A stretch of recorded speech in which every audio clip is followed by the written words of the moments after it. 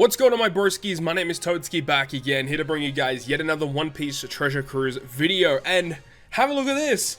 We have a brand new legend coming onto Japan. What a surprise, right? A new legend coming to Japan. But this is something that a lot of people have been wanting for a really long time.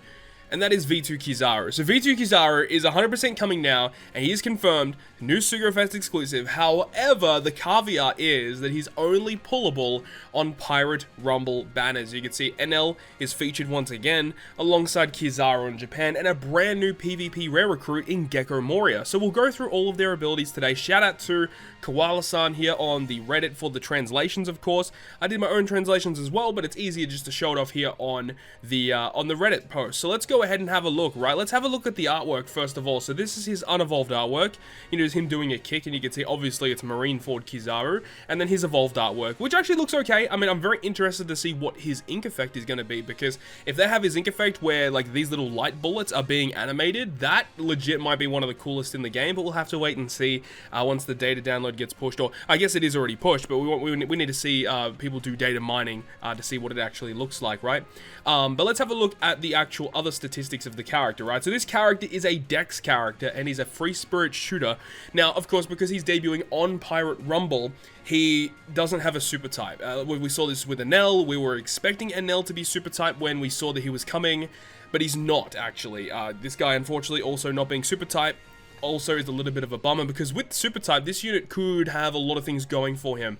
So obviously this is a legend that is built around using in PvP, Pirate Rumble. So let's go ahead and have a look. His captain effect will give all characters -2 cooldown at the start of the quest, which is great. Strength, Dex, and quick characters get 4.5 times attack and 1.3 health. And then the turn that you use his special ability, he becomes a 5 times captain instead. Very similar to V1 KIZARU, where whenever you used his special, his captain effect multiplier would upgrade. Very similar thing here. One thing that we don't know is that if you're running double KIZARU and you use one of the specials, does that activate both KIZARUs? I don't know if we know that yet, but if that's the case, that's awesome. If it doesn't, obviously it's not as good, but it's still pretty nice though. Like a flat 4.5 is nothing to scoff at. That's still very good.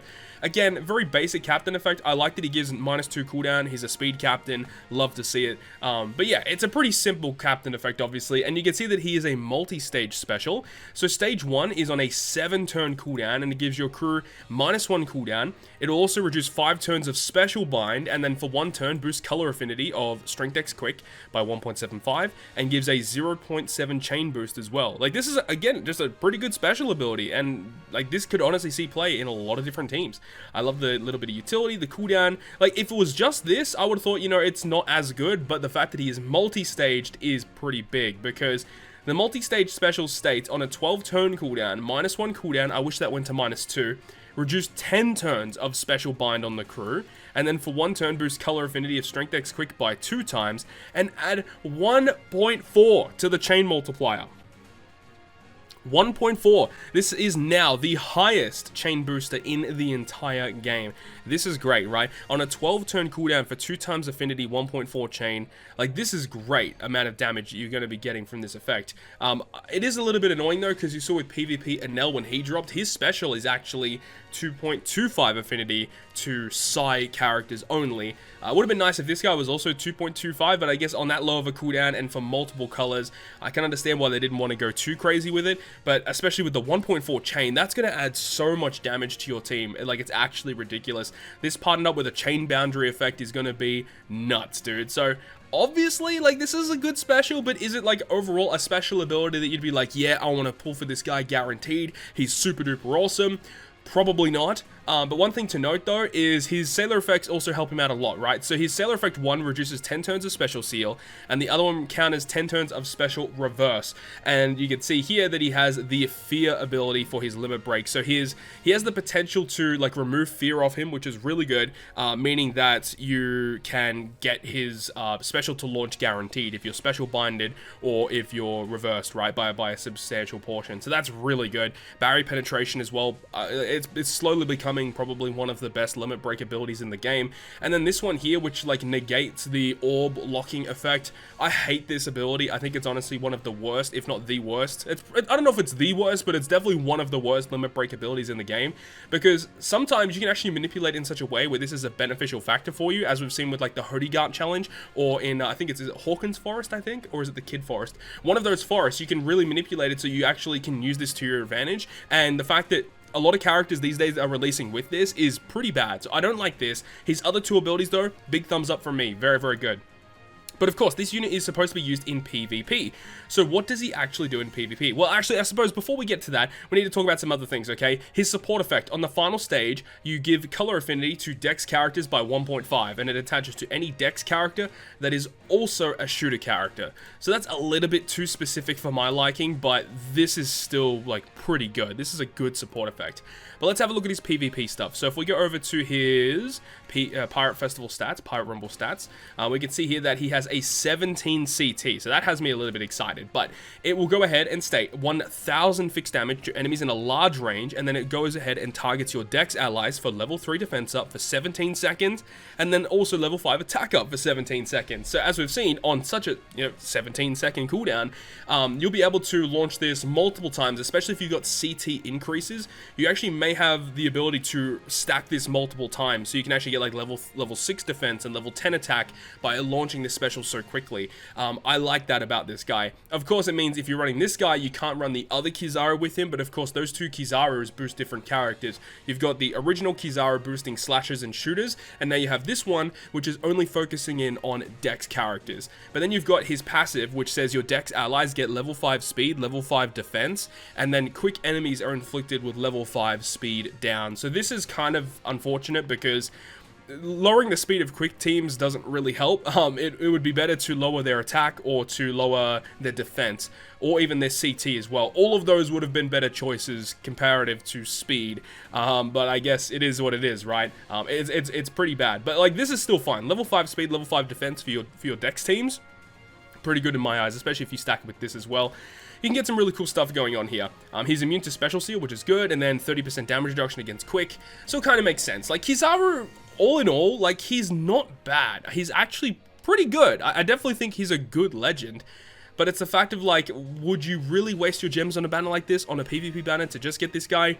I don't know if I would, but I think that he's very good. I'm not saying he's bad in any sense, though. I don't like that limit break ability, though. Still stupid. Let's have a look at the next Pirate Rumble character coming out, though. This is the brand new Moria, and I've got to say, this Moria artwork is actually freaking awesome. I love it. I love the little shadow guy there. He's got the 2 defense abilities, so he's easy to rainbow, so that's all really, really nice to see. What is he? He is a Dex-driven slasher, okay. He's special, all orbs into Dex, and then boost the attack of Dex by 1.75, nothing special there. His special ability in Rumble, which is, let's actually grab his Pirate Festival stats, 25 CT, okay.